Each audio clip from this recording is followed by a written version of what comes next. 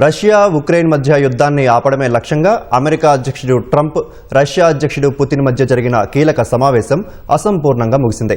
చాలా అంశాలపై ఏకాభిప్రాయం కుదిరినప్పటికీ మరింత లోతుగా చర్చించాల్సి ఉందని సమావేశం తర్వాత ఇరువురు నేతలు వెల్లడించారు. చర్చల పురోగతిని దెబ్బతీయవద్దని ఐరోపా దేశాలను పుతిన్ హెచ్చరించారు.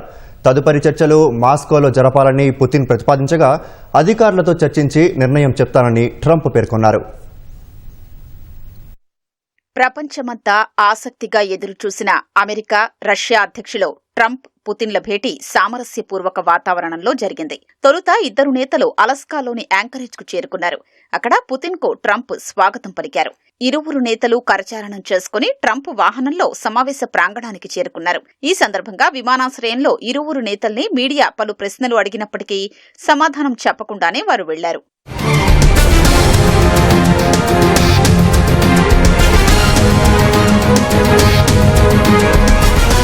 అలస్కా వేదికగా జరిగిన ద్వైపాక్షిక సమావేశానికి ఇరు దేశాల నుంచి 3 చొప్పున హాజరయ్యారు.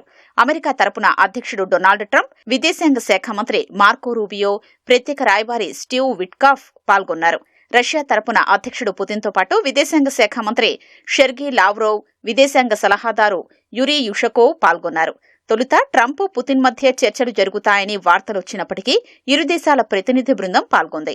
ఈ సమావేశంలో ప్రధానంగా ఉక్రెయిన్ అంశంపైనే చర్చించినట్లు తెలిసింది. సమావేశం ఫలప్రదంగా జరిగిందని ఇరువురు నేతలు చెప్పారు. చాలా అంశాలపై ఏకాభిప్రాయం కుదిరినప్పటికీ కొన్ని అంశాలు మాత్రమే పరిష్కారం కాలేదని చెప్పారు. ఉక్రెయిన్పై ట్రంప్ తాను ఒక అవగాహనకొచ్చినట్లు పుతిన్ వెల్లడించారు. పూర్తి వివరాల్ని మాత్రం వెల్లడించలేదు. Я согласен с президентом Трампом, он сегодня говорил об этом, что, безусловно, должна быть обеспечена и безопасность Украины. Конечно, мы готовы над этим работать. Хочется надеяться, что достигнутое нами понимание позволит приблизиться к той цели и откроет дорогу к миру на Украине. Мы рассчитываем, что в Киеве и европейских столицах воспримут все это в конструктивном ключе и не станут чинить никаких препятствий. Не будут предпринимать попыток за счет провокаций или закулисных интриг сорвать намечающийся прогресс. యుద్ధాన్ని ఆపే విషయంలో మరింత లోతుగా చర్చలు జరగాల్సి ఉందని ట్రంప్ తెలిపారు. ఉక్రెయిన్ అధ్యక్షుడు జెలెన్స్కీతో పాటు ఐరోపా దేశాల నేతలతో త్వరలోనే మాట్లాడతామని వివరించారు. But we had an extremely productive meeting and many points were agreed to.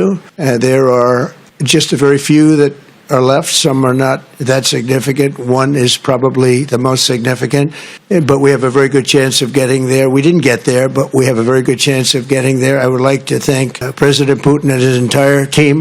Really 5, 6, 7,000, thousands of people a week from being killed, and President Putin wants to see that as much as I do. So, again, Mr. President, I'd like to thank you very much, and we'll speak to you very soon and probably see you again very soon. Next time in Moscow. Oh, that's an interesting one. I don't know. I'll get a little heat on that one, but I could see it possibly happening. తదుపరి సమావేశం Russia రాజధాని మాస్కోలో జరపాలని Putin ప్రతిపాదించగా అధికారులతో చర్చించి నిర్ణయం చెబుతానని Trump చెప్పారు. Media ప్రతినిధులు ప్రశ్నలు అడిగే ప్రయత్నం చేసినప్పటికీ ఇరువురు నేతలు సమాధానం చెప్పకుండానే వెళ్లారు. వెంటనే పుతిన్ రష్యా వెళ్లిపోయారు.